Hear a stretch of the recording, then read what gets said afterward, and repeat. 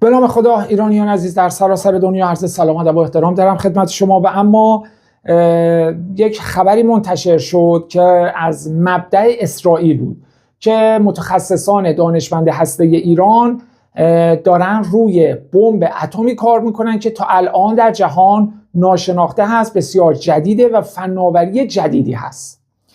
اینو اسرائیل گفت و من نگاه کردم دیدم آقای الیاس فرخ اومدن گفتن که آقایون ارزشی، بنده دوستان خودم رو ارزشی میدونم، بالاخره ارزشی هم چند دستن، یه دسته اصلا من قبول ندارن به عنوان ارزشی، خودشون میدونن، یه دسته هم قبول دارن فلان. من خودم رو آدم ارزشی میدونم، آدم بی ارزشی که بده، آدم ارزشی خدا کنه که ارزشی باشیم. آقای فرخ ما رو خطاب قرار دادن، یعنی طیف ارزشی رو، و گفتن که حتما خیلی خوشحال شدید از این حرف و قند تو دلتون مثلا آب شده، حالا به تعبیر من، و شرح دادن اصلا نسل اول چی بود، دوم چی بود، سوم چی بود، حالا چهارم چیه و آیا اصلا ایران توانایی رسیدن به این قضیه رو داره یا نه. و ایشون گفتن که احتمالاً خیلی از این بچهای ارزشی خیلی خوشحالن و باورشون اومده این حرف رسانه اسرائیلی رو. اولا ما که سخنرانی نکردیم برادر عزیز که خوشحالی کرده باشیم و ساده لوحی کرده باشیم، اینقدر خدا هنوز ما ساده لوح نیستیم که به این راحتی حرفای اسرائیلی ها رو قبول کنیم. دوما به نظر من و البته خود همین آقای فرخ هم گفت، این جنگ روانی بسیار هوشمندانه اسرائیلی ها هست که داره دنیا رو، مردم دنیا رو، چون دولت مردم که میدونن دروغه این حرفا، مردم دنیا رو داره میترسونه که ایران داره بمب اتمی به دست میاره که میتونه کل کره زمین رو از بین ببره. نمیدونم بدونید ما داریم به نیابت از شما میریم اینا رو بمبارون میکنیم که اینا بمب اتم نداشته باشن. کشورهای عربی رو دارن میترسونن از ما. این شاهزاده عربستانی هم باور کرده و هم میره F-35 میخواد بخره. البته بخشش هم به خاطر ترس از ایران نیست، دوست داره قوی ترین سلاح‌های دنیا رو داشته باشه. ترامپ هم که خداشه، به قول خودش گاو نهمن شیرده هست، میخواد بدوشه این عربا رو، اینقدر بدوشه که شیر که تموم شد دیگه خون جاری بشه. یعنی اینقدر میخواد اینا رو بدوشه و میلیاردها میلیارد دلار بگیره و جذب خودش کنه دیگه. بالاخره شانس ترامپ و آمریکا گفته میخواد این کار رو انجام بده و ایران باید این کار رو میکرد. یعنی جمهوری اسلامی باید سعی میکرد ایران هراسی رو در منطقه از بین ببره. ایران هراسی به نفع ما نیست. باید بهترین رابطه رو با عربستان ایجاد میکرد، بهترین رابطه رو با کشورهای عربی، علیرغم اینکه سر اون جزایر ما مشکلاتی داریم، اون پروندهش سر جای خودش.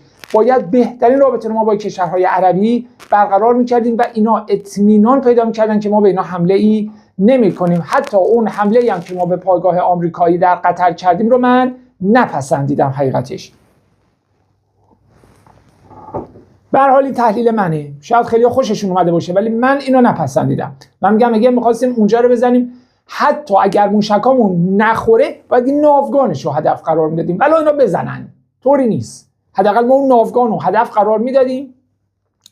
پس در نتیجه برادر عزیز جناب آقای الیاس فرخ، اگر بنده رو به عنوان یک آدم ارزشی قبول دارید، بدونید که ما انقدر ساده نیستیم که گول این حرفای به قول حالا خارجی‌ها پروپاگاندا، من میگم تبلیغات اسرائیلی ها رو بخوریم. ایرانیان عزیز، من شاید تو دلم یه چیزایی دوست داشته باشم، ولی در واقع ما نه سلاح اتمی داریم، نه نزدیکیم بهش، نه قصدش داریم بسازیم، نه هیچی. فعلا آقا نظر حضرت آقا این هست و ما نباید از حضرت آقا جلو بیافتیم. نگاه به دل من نکنید، شاید تو دل من یه چیزای دیگه بخواد، ولی در ظاهر کار، در سیاست کار، نظر حضرت آقا این هست که ما نه سلاح هسته‌ای داریم نه میخوایم که داشته باشیم. این نظر رسمی نظام جمهوری اسلامیه که ما چه هست.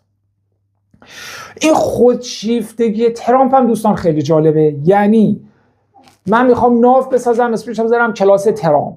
ناوهای آمریکایی عموماً به اسم رؤسای جمهور قبلی آمریکا نامگذاری شده. جرالد فلان، نمیدونم ناوگان، نمیدونم کی چی فلان بهمان. من میخوام یه ناوی درست کنم که از همه اینا بزرگتر و پیشرفته تر باشه، اسمش هم بذارم کلاس ترامپ. یعنی ترامپ دوچار خودشیفتگی وحشتناک هست در آمریکا و در تاریخ آمریکا. یعنی هیچ کس به اندازه این ترامپ این نیست. من بهترین رئیس جمهور تاریخ آمریکا هستم. آخه تو مثلا 250 300 خورده سال عمرته که بدونی مثلا جورج واشنگتن چیکار کرده، نمیدونم چی نمیدونم فلان اینا چیکار کردن، اون رئیس جمهورای اولیه، رئیس جمهورای بعدی.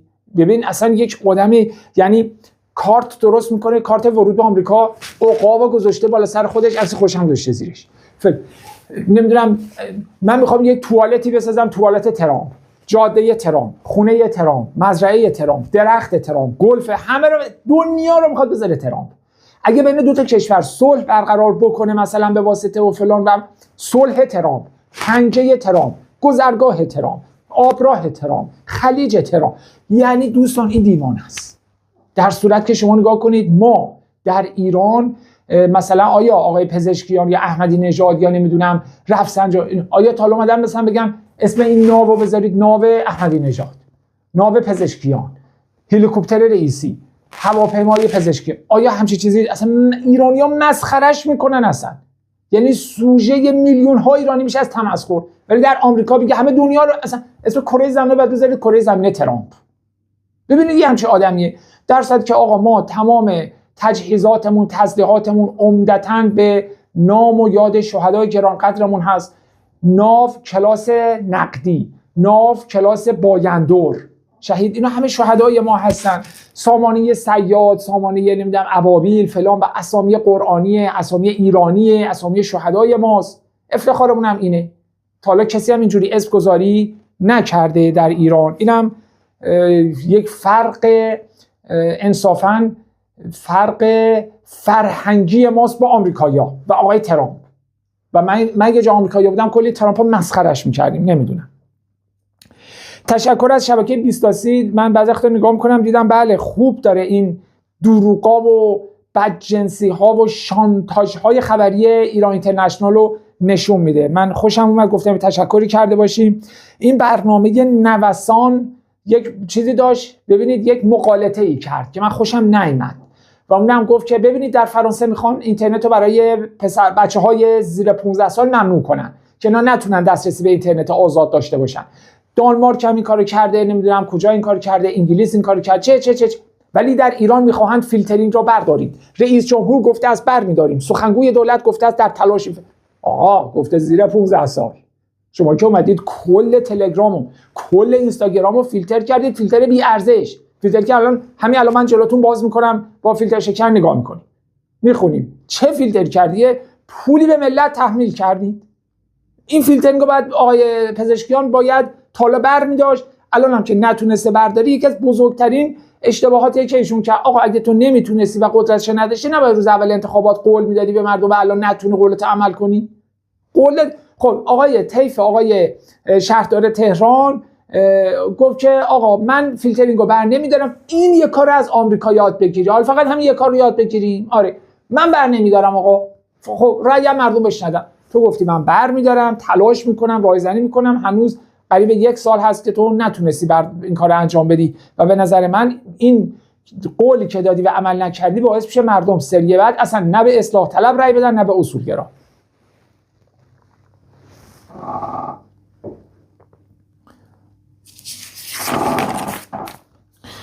خب ایرانیان عزیز، یک مروری بکنیم بر اخبار سیاسی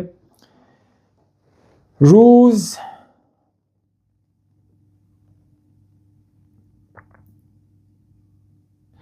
آقای مراد ویسی میگن اسرائیل آماده مقابله با تهدید فوری ایران است. نباید بگیم مراد ویسی، باید بگیم مراد اسرائیلی، چون فقط از دهنش حرف میاد به نفع اسرائیل علیه ایران.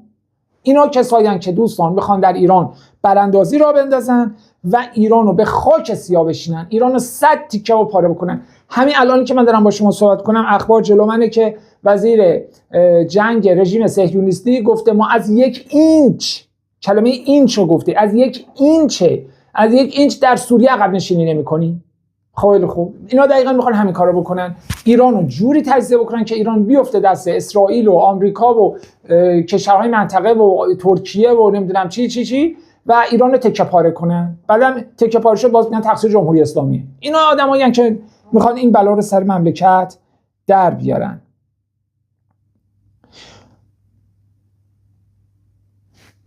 خب دروغ بزرگ. اورشلیم پست. دروغ دوستان. آمریکا و اسرائیل درباره چگونگی مهار تهدید تهران اختلاف نظر دارند.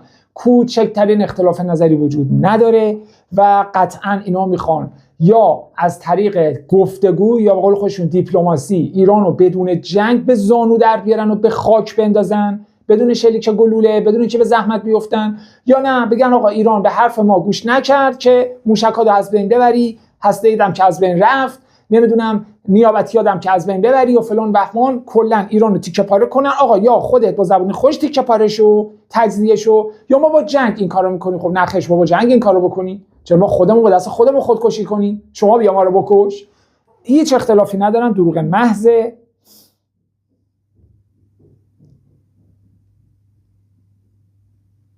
شدیدم هی دارن میگن ایران ممکنه به ما آقا ایران حمله پیش دستانه نمیکنه.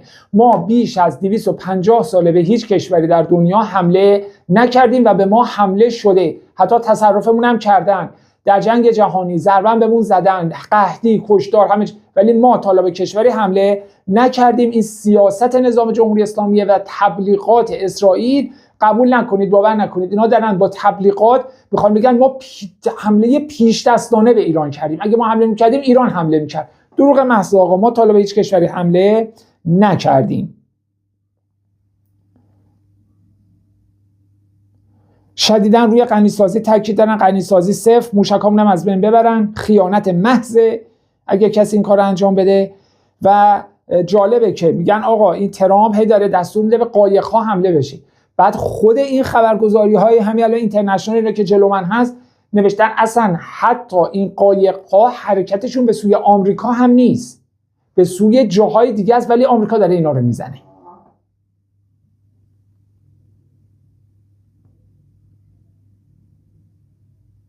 بیا آقای محمد جواد لاریجانی هم همینو گفتن، در 300 سال اخیر ما حمله به جایی نکردیم.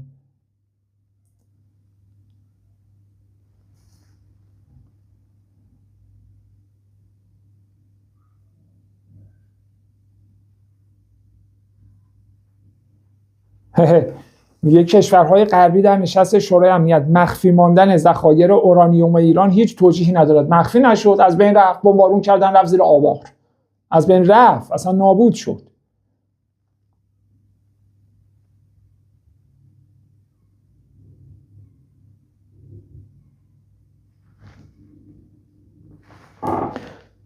خب قیمت دلار هم که فعلا داره همجور میره بالا و برای ما مشکل زا شده. آقا من یک تشکری بکنم از صدا و سیمای عزیز در این رابطه. حالا حجمه ها علیه صدا سیما بسیار زیاده، ولی من تشکر میکنم که تمام شبکه ها در مورد شب یلدا برنامه اجرا کردن، گرامی داشتن دیگه. حتی آقای علم الهدا هم دیگه گفت که شب یلدا با اسلام در تضاد نیست، یعنی اسلام مثلا قبول هم کرده شب یلدا رو، خیلی هم خوبه. میرن سر به بزرگتران میزنن. اینا یک ایراد بسیار بزرگی که من در بلوچستان و البته شهرهای سنی نشین دیدم همینه که اینا پیرو این ملایانن و این ملایان هم میگن فقط اسلام و ملیت رو نادیده میگیرن. این بسیار اشتباهه، این بسیار ضرر داره. اسلام سر جاشه، خوبه. اسلام مجموعی از بایدها و نبایدها و دین ماست. ملیت ما که نمیشه منتفی شد که آقا ما در ایران به دنیا آمدیم که مسلمانی، چه شیعه چه سنی. اگه همین الان من فرشاد فروزش در مثلا آمریکا به دنیا آمدم، خب مسیحی بودم. اگه در نمیدونم کجا به دنیا آمدم فلان بودم. اما چون در ایران به دنیا آمده ام مسلمان، شیعه یا سنی هستم، نمیشه و نباید ملیت رو نادیده گرفت. و اتفاقا خیلی هم مثلا گفتن که ما عید نوروز رو قبول نداریم. آقا قبول نداریم یعنی چه؟ آقا عید نوروز عید باستانی ماست، عید ایرانیت ماست، عید سال جدید ماست. ما فقط عید فطر رو قبول داریم. خب آقا اشتباهه. عید فطر رو قبول داشته باش، ولی عید نوروز هم باید قبول داشته باشی، شب یلدا هم باید قبول داشته باشی، تمام این رسم و رسومات رو باید قبول داشته باشی.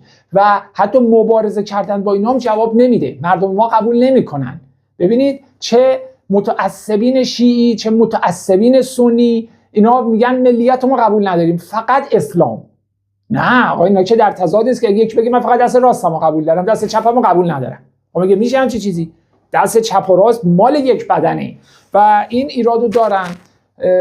به نظر من باید روی فرهنگ این مناطق هم بیشتر کار بشه که اینا این رسم رو هم قبول داشته باشن. سفره 7 سین نمیدونم فلان اینا متاسفانه اونجا خیلی زیاد در اختیار این ملایان هست و ملایان هم که خب میدونید اینا فقط خیلی بنیادگرا هستن مخصوصا در مناطق سنی نشین.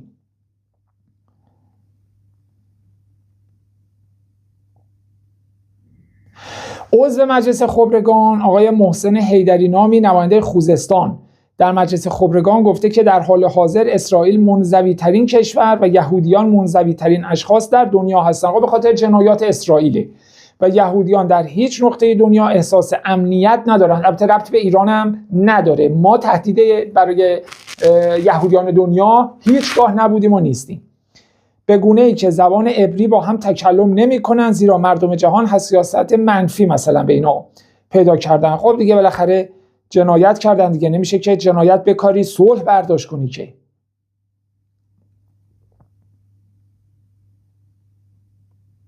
خب نماینده آمریکا همین خانم مورگان اورتگاس برگشته گفته که از آتش فاصله بگیرید و دست دیپلماسی ترامپ را بپذیرید. دست دیپلماسی ترامپ نه، دست تسلیم شدن را به ترامپ بدهید.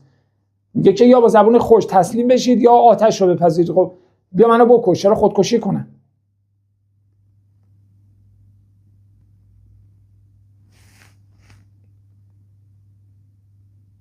ناوگان طلایی ترامپ در برابر چین، پس چین بر نمیای.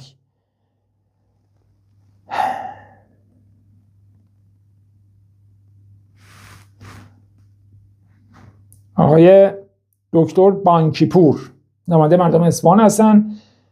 ایشون گفته که مردم محروم میگویند مشکلات اقتصادی را تحمل میکنیم اما بی‌حجابی را نه. خیلی تمام این شبکه ها داره میگه که جنگ قریب الوقوع، حمله قریب الوقوع اسرائیل به ایران که بالاخره به نفع اسرائیل هم نخواهد بود این حمله.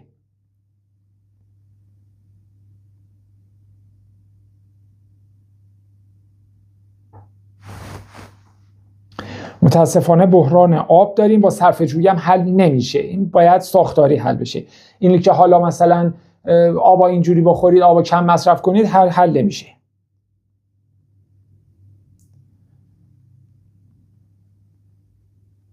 بله آقای قالیباف هم گفته حتی یک شهر هم در کشور نیست که مشکل آب نداشته باشه. کاملا درسته. حتی پایتخت آب ایران شهر کرد استان چهارمحال بختیاری هم الان مشکل آب پیدا کرده.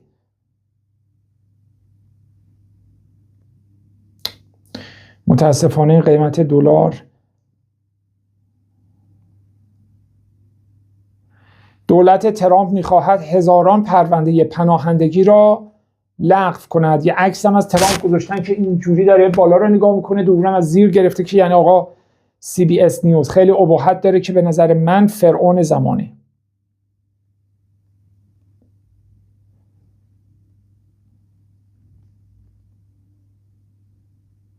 بیا آقای کوچیکزاد میگویند آب نیست ولی آب هست. بابا تکلیف رو روشن کنید. آقای قالیباف میگه نیست، تو میگی هست. نیست دیگه، مشخصه نیست دیگه. آقای قالیباف آب موضوع مهم بود که به آن توجه نکردیم. آقای وزیر دفاع اسرائیل غزه را ترک نخواهیم کرد. همین زیرش هم نوشته سوریه را هم ترک نخواهیم کرد. شهرک‌های جدید هم میسازیم و مردم رو میکشیم. فیلمش هم نشون دادن. عمدن یارو میخواست با ماشین بره رو سر فلسطینیه، بعد خود اسرائیلی که بالا سرشون واسطه بود با لگد زد ماشین نگه داشت. دیگه همینه دیگه دوستان، همینه دیگه. اگر به فکر دفاع از خودت نباشی با لگد دشمن از خواب بیدار میشی. آقای نماینده مجلس که نماینده قم هم هست، محمد منان رئیسی، نوشته اسرائیل چند بار قصد ترور آقای خامنه ای را داشته اما دعا و صدقات مردم مانع شده. خیلی خوب دیگه. الان بیشتر اخبار در رابطه با آب و این بحث موشکی ایران هست و ارتش ونزوئلا هواداران مادورو را مسلح داره میکنه و سقوط مرگبار هواپیمای امدادی در تگزاس، حالا میگه تقصیر بایدنه. کمیته ضد افترای اسرائیل 1/5 تیم زهران ممدانی با گروه‌های ضد اسرائیلی مرتبطند. باریکلا. قاچاق دارو به افغانستان و عراق بازار داروی ایران را دچار کمبود کرد. افشای اطلاعات اسرائیل درباره ایران، مقامات درباره خطر جنگ هشدار دادن. همینجور دارن هی یه رزمایش موشکی سپاه برگزار کرده، اینا همینجوری دارن میگن ببینید این میخوان الان به ما حمله کنن، از ترس دارن میمیرن. مدرن پالسی نمایش‌های موشک ایران نگرانی‌ها درباره بی‌ثباتی منطقه را تشدید می‌کند. آقا اینا موشک ما رو میخوان بگیرن از ما و ایران رو بعدش تجزیه کنند. خیلی خوب، این یک مرور کوتاهی هم بود بر اخبار سیاسی روز. خواهش میکنم که در رابطه با تک تک صحبت‌ها حتما نظرات خودتون رو بنویسید و اگر دوست داشتید برای دوستانتون در گروه‌ها و کانال‌های مختلف هم بازنشر بکنید. چرا که جان ناقابل ما فدای خاک پاک ایران ما. جانم فدای ایران و السلام علیکم و رحمت الله و برکاته.